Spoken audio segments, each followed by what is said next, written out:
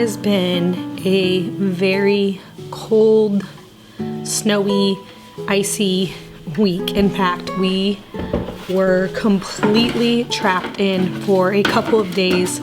We live up on a really big hill, and several cars, actually they were all trucks that were trying to get up and down our hill, got stuck. And so even if we wanted to go somewhere, which we wanted to have because it was so icy, we would have been trapped. And so our road was completely blocked. And so this led me to the kitchen to do a bunch of different baking. And so I'm starting off here by milling some wheat, and then I'm going to be making some brownies and also some bread and a few different recipes.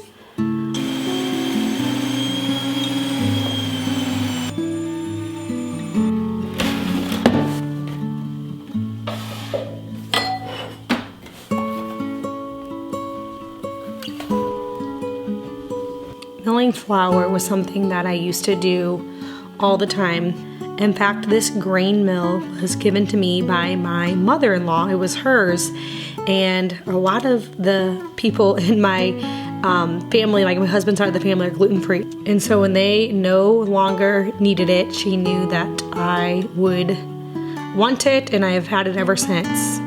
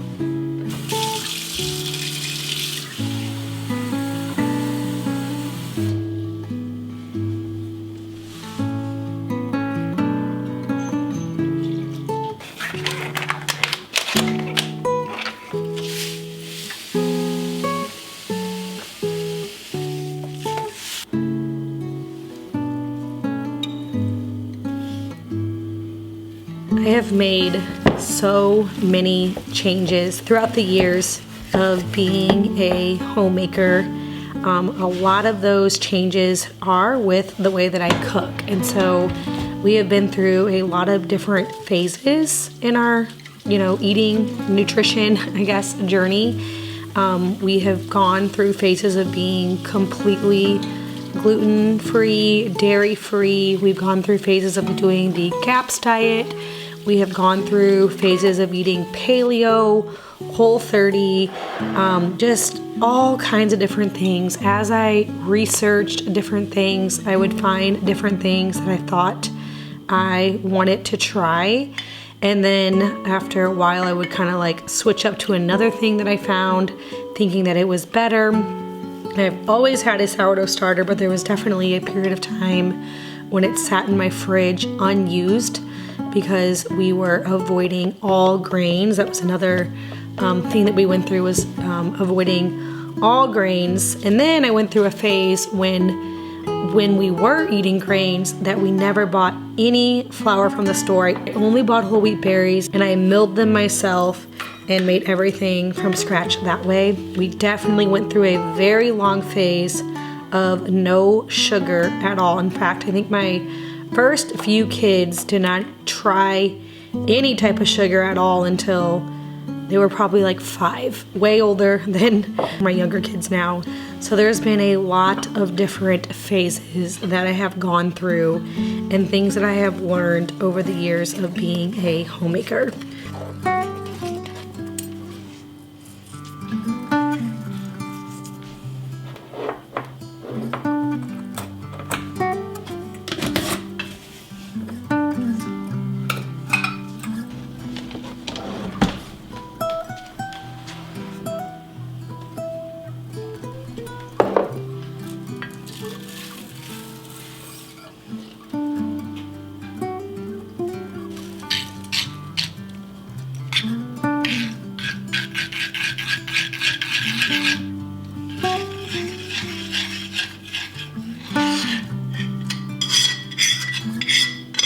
I am a researcher and I love research. Well, okay, I should say I was a researcher. I still like to research, but in different things. I loved and I was obsessed with researching diet and nutrition for the first probably like 10 years of our marriage, and we've been married for almost 12 years. So this is like a new thing where I'm at now, and this is probably where I'll stay. Who knows? Maybe I'll change my mind again. My poor family has been through a lot of different diets. We've always done meat. I never was like a vegetarian, but trying to get as many vegetables as possible, avoiding fruit, and then adding fruit back in. Then, like I said, grains, no grains, paleo, keto, like all the things. We've done it all because of different times I was researching and finding different things. I feel like on the internet you really can find pros and cons to everything, but you can definitely find a reason of why you should be doing almost everything. But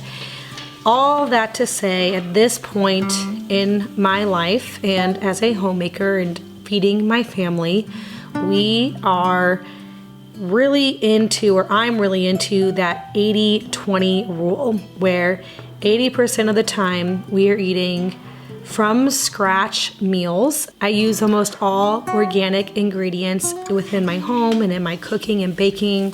I have a really great source for getting my meat. I try to avoid GMOs. We try to grow things or get things from the farmer's market as much as we can.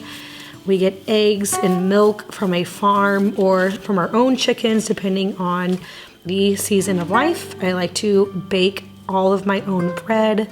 We do a lot of fermented foods. I make a lot of sauerkraut and sourdough, a lot of kefir and yogurt, and just, you know, all of those types of things. And I have settled on the fact that at this point, it is the least stressful for me to just make food healthy when I'm at home, and then when we're out and about, to not really worry about it. So on that other 20%, if we are at a birthday party or out to a restaurant or whatever it is, I let my kids pick and choose whatever they want, and I don't really worry about it because I know that majority of the time they are getting really nutritious food with the things that I make at home.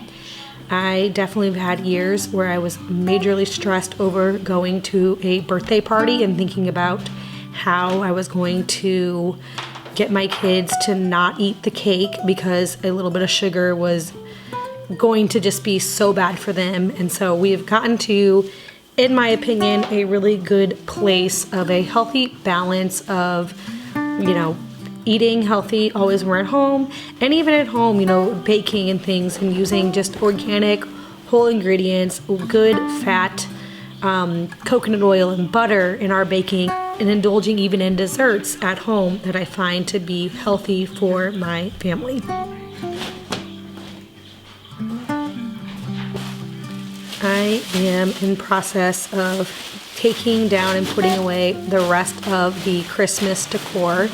I'm pretty antsy about getting the tree down and lights and the really Christmassy things down, but I like to leave out the more like wintry things, like the pillows and little pretty wreaths that were hanging on my china cabinet. But at this point, I am ready to put everything away and put the house back into just the normal decorations that I have throughout the year. One of my favorite things about a cold day is enjoying really hot, yummy drinks. And so I want to thank Element for sponsoring today's video. I am drinking my Element Raspberry Hot Chocolate. I have been loving this drink. And if you are looking for a healthy way to get all the electrolytes you need into your diet, I cannot recommend Element enough. Element is a tasty electrolyte drink with everything you need and nothing you don't. I love it right now, especially because of being pregnant. I need extra magnesium because it's very common to get leg cramps, Charlie horses, that sort of thing during pregnancy, and Element has a great source of magnesium. And my favorite thing about Element is there's no added sugar or coloring, there's no fillers, it's gluten-free, so it's perfectly suitable for those that are following a keto, paleo, or even a low carb diet. So if you're looking for a healthy way to get electrolytes into your diet, you guys can check out Element. I have a link down in my description box below, or you can go to drinkelement.com/ouroilyhouse. That's drinklmnt.com/ouroilyhouse.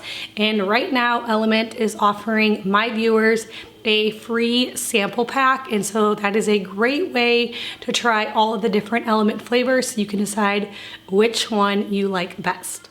Tonight, my daughter actually wanted to make dinner. She made a chicken stir fry. Some days she will say in the morning, "Mom, tonight I'm making dinner," or leave a little note in the fridge that says, "I'm making breakfast," you know, just depending on what meal she wants to make. But I would say most days, or a few days a week at least, she will take a meal or two. That's just something that she loves to do. And so because she made dinner, I went ahead and made a batch of sourdough brownies.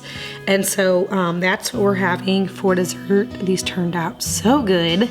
This is the next day, and I'm going to tend to my bread that I had in the refrigerator overnight. I just pulled it out, and I'm going to shape it and let it ferment. Again, this is going to be bread that we're going to have with our lunch today. This is my sister's beginner sourdough loaf. This is my favorite loaf of bread to make without my bread machine. So if you are looking for a really easy sourdough bread to start with, this one is just perfect. Very simple, easy to follow instructions on her blog. And after I get it all shaped, I'm going to be wrapping it back up in a bag here and allowing it to ferment a little longer. This just keeps it from getting crusty on the outside and keeping the air off of it while it ferments. For lunchtime, I'm going to be making a pork loin roast soup. I have a lot of pork and we get sick of all of the same things over and over again, so I decided to turn this roast into it's really more of a stew. It's a very thick stew that I'm making. So while my bread is fermenting, I'm going to slow cook my roast and also get some bone broth going.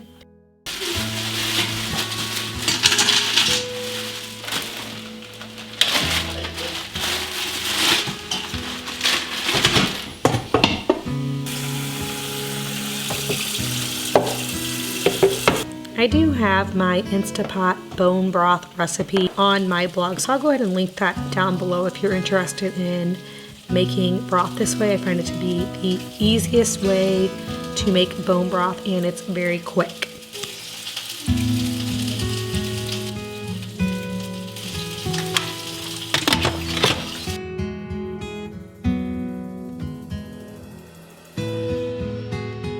For the roast, I just added in a little bit of liquid, some coconut aminos, and a bunch of different spices. I even added in a little bit of ketchup to make kind of a tomatoey base here. Since I did just add in water, I didn't have any broth made yet, or else I probably would have put a little bit of broth in there for more flavor. I'm going to put the lid on this, and I'm going to stick it in the oven on low and let this slow cook for several hours until I'm ready to make the rest of the stew.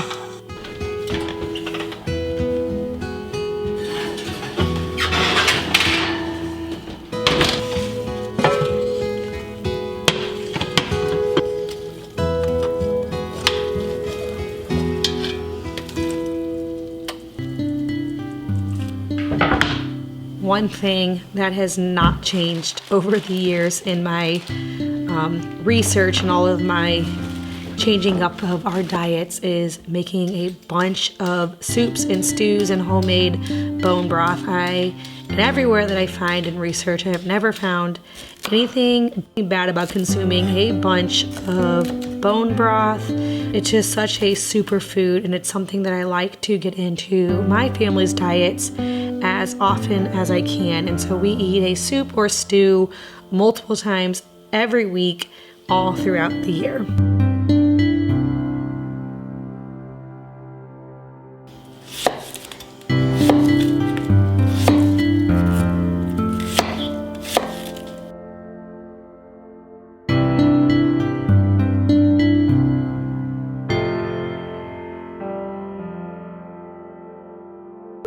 Anytime I have any scraps, I always put that in my compost bowl, and we'll either give it to the chickens or put it in the compost pile.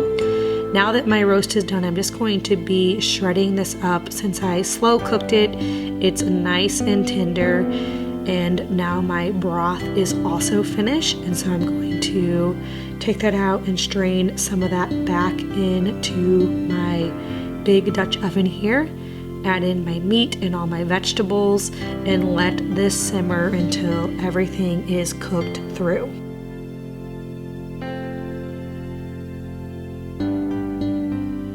I had more broth than I needed for today's meal, so I'm going to strain the rest of the bones off and just let the broth cool, and then I will pour that into a mason jar and store that for some more broth that I may need later on in the week.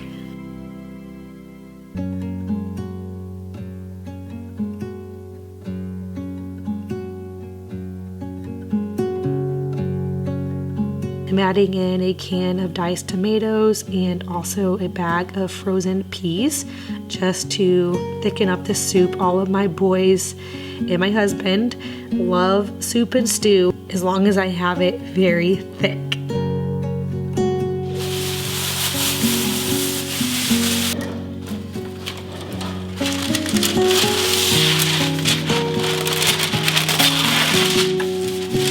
While my soup is simmering on the stove, I'm going to finish up my bread here and bake it so I can serve this with our lunch.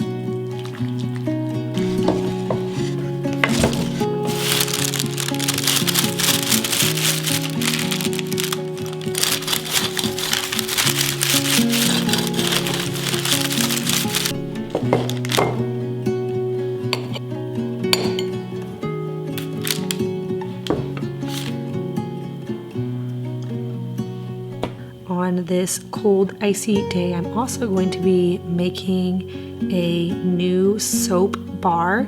We make all of our own homemade soap and a lot of our skincare and shampoo, and these are a lot of the recipes that I share on my blog. This particular soap bar is on my blog, so I'll link that down below, but I love making soap.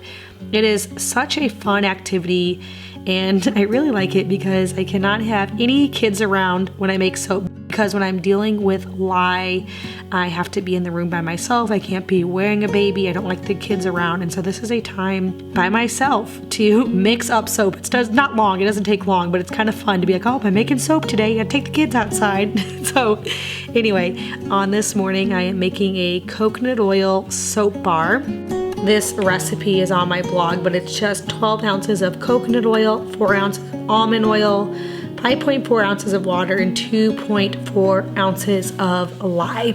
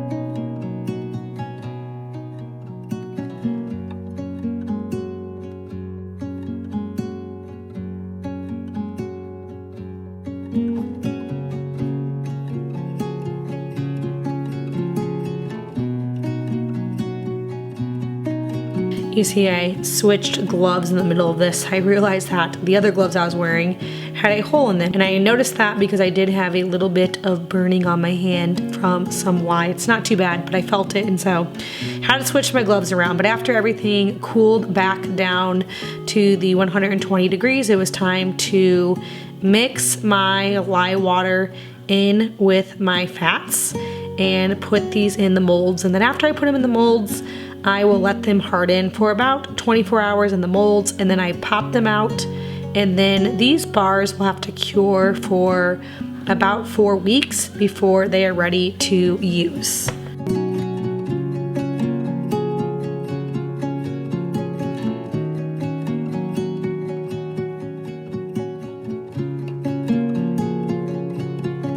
I hope you guys enjoyed this video and getting a little glimpse into our lives on this cold, wintry week.